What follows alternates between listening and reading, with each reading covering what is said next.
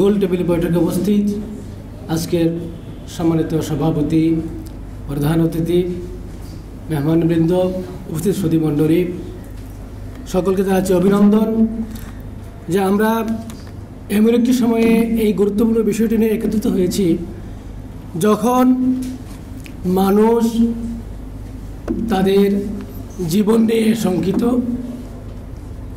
সমাজে প্রতিটি স্তরে বৈষম্য, জুলুম এমন পর্যায়ে পড়ছে, প্রতিটি স্তরে জুলুম চলতেছে, কেউ কোথাও সঠিক অধিকার পাচ্ছে না। সারা পৃথিবীতে জুলুম চলছে। ফিলিস্তিনে চলছে, আমরা দেখছি আগুন জ্বলছে, বাড়িঘর জ্বলছে, শিশুরা মরছে, পৃথিবীর বিভিন্ন দেশে চলছে। আমরাও আজকে বিভিন্নভাবে জুলুমের শিকার। আজকে যে বিষয়টি নিয়ে ইবতিদায়ী মাদ্রাসা, ইবতিদা মানে শুরু, প্রাথমিক গোড়া, শিকড় যেখানে দুর্বল থাকে সেই গাছ দাঁড়াতে পারে না। দ্বীনি শিক্ষার বুনিয়াদ ইবতিদায়ী শিক্ষা। আমাদের মক্তব শিক্ষা ছিল, মক্তব ছিল মসজিদগুলোতে। আমরা ছোটবেলায় মক্তবে যেতাম, সেখানে কায়দা পড়েছি, কোরআন শিখেছি, উযু গোসল তায়াম্মুম শিখেছি। এখন সারা দেশে যদি আমরা জরিপ করি, আমরা যদি একটু খোঁজ নিয়ে দেখব, মক্তবগুলো এখন আর তেমন নাই। কারণ মক্তবগুলোর বিকল্প ছাতার মতো গজে ওঠা কিছু প্রতিষ্ঠান তৈরি হয়েছে। বিভিন্ন এনজিওগুলো, ব্রাকের মতো এনজিও, তারা অনেক প্রতিষ্ঠান করেছিল যেখানে বিসমিল্লাহ শেখার সুযোগ ছিল না। নাচের ক্লাস ছিল, কিন্তু তারা স্কুলের বইগুলোই তো ইসলাম শিক্ষা পড়াইতো না। এগুলো প্রমাণিত। আলহামদুলিল্লাহ, সেই জায়গাতে আমাদের আলিম ওলামাদের মেহনত পরিশ্রমের কারণে, বিশেষ করে কারি বেলায়েত হোসেন রহমতুল্লাহ আলাইহির বিশেষ মেহনত, নুরানি শিক্ষা আসার ফলে কোরআন শিক্ষা সম্প্রসারিত হয়েছে।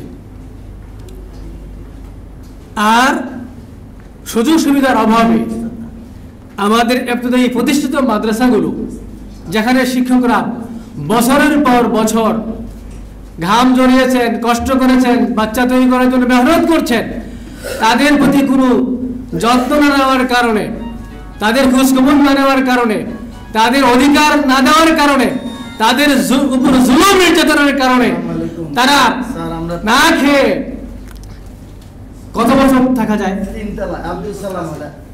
আজকে কতটি বছর আমার হায়াতে চাইতো এই শিক্ষার এই নির্যাতনের কষ্টের বয়স বেশি। কোন সভ্য সমাজ এটা হতে পারে না। যারা শিক্ষা নিয়ে কাজ করবে তারা না খেয়ে থাকবে, তারা বেতন পাবে না, অথচ তারা এই দেশের নাগরিক, এই দেশেই সোনার মানুষ গড়ার জন্য তারা কাজ করছে। হ্যাঁ, কিছু কিছু জিনিস কিন্তু সুযোগ সুবিধা তারা পেয়ে একবারে সুন্দর অবস্থানে আছে। সাইনবোর্ড লাগানোর পরেই তাদের গুলো হয়ে গেছে। আর যারা এর চাইতে আরো 50 বছর আগে, 30 বছর আগে থেকে যারা কাজ করছেন, তাদের দিকে কেন নজর নাই? সমস্যাটা কোথায়? একই বাবার ছেলে যদি দুই রকম দৃষ্টিতে দেখা হয়, ওই পিতার কি আল্লাহর কাছে জবাব দিতে করতে হবে না? মা সন্তানের প্রতি যদিও তিনি সৎমা হন, তারপরে তো তার উচিত তার সৎ সন্তানের প্রতি সঠিক দায়িত্ব পালন করা, কি বলে ঠিক কিনা? কিন্তু আমরা যারা ইসলামের কাজ করি, আমরা কি সৎ সন্তান? না। যারা পরে স্কুল করে প্রাইমারি সুযোগ সুবিধা পেয়ে গেল, সরকারিকরণ হয়ে গেল, হাজার হাজার প্রতিষ্ঠান, সেখানে এতই মাদ্রাসাগুলো কেন দুঃখে দুঃখে মরছে? আমাদের মাননীয় প্রধানমন্ত্রী তিনি 2019 সালে 12/6/2019 তারিখে 4312টি ইত্যাদি মাদ্রাসা এমপিভুক্তির জন্য অনুমোদন দিয়েছেন। তিনি জাতি নিয়ে চিন্তা করেন, জাতির কল্যাণ নিয়ে তিনি ভাবেন, আমরা তার জন্য দোয়া করি। কিন্তু তখন আমাদের আফসোস হয় যখন তিনি বলার পরেও, অনুমোদনের পরেও প্রতিষ্ঠানগুলো তার কথা সেখানে প্রতিপালিত হয় না, এমপিও মুক্ত হয় না। এই বিষয়গুলো যখন আমরা আবার আলোচনা করতে হয়, তখন কিন্তু এই ব্যথা আর বলার জায়গা থাকে না। আমরা শিক্ষকরা আজকে যেমন এভাবে বিভিন্নভাবে তারা জুলুমের শিকার, বিশেষ করে বাংলাদেশে ইবতদায়ী শিক্ষার মতো এমন জুলুমের শিকার মনে কোনো সেক্টর নাই। কিন্তু তারপরেও আমরা তো কোরআনের বাহক, আমরা দ্বীনের জন্য কাজ করি, আল্লাহ রাসূলের জন্য কাজ করি। আমাদের জীবনের শেষ রক্তবিন্দু থাকা পর্যন্ত আমরা তো কোরআন শিক্ষা থেকে বিমুখ হব না। আমরা তো কাজটি করেই যাব। আমরা আমাদের জীবন যতক্ষণ থাকবে ততক্ষণ আমাদের বাচ্চাদের, আমাদের শিশুদেরকে ইবতদায়ী শিক্ষা আমরা দিয়েই যাব। এ থেকে আমরা ক্ষান্ত হব না। কিন্তু আমরা যে আমাদের অধিকার পাচ্ছি না, এর কি হবে?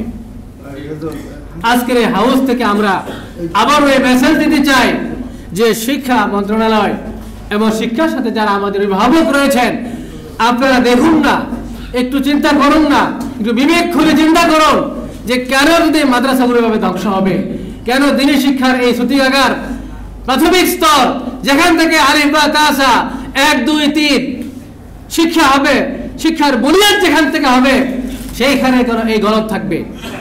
একটা বাচ্চা যদি কোরআন শিক্ষা ছাড়া, বিসমিল্লাহ ছাড়া যদি তারা শিক্ষা গ্রহণ করে, তাহলে ওই বাচ্চাটা 1/2% প্যারালাইজড হয়।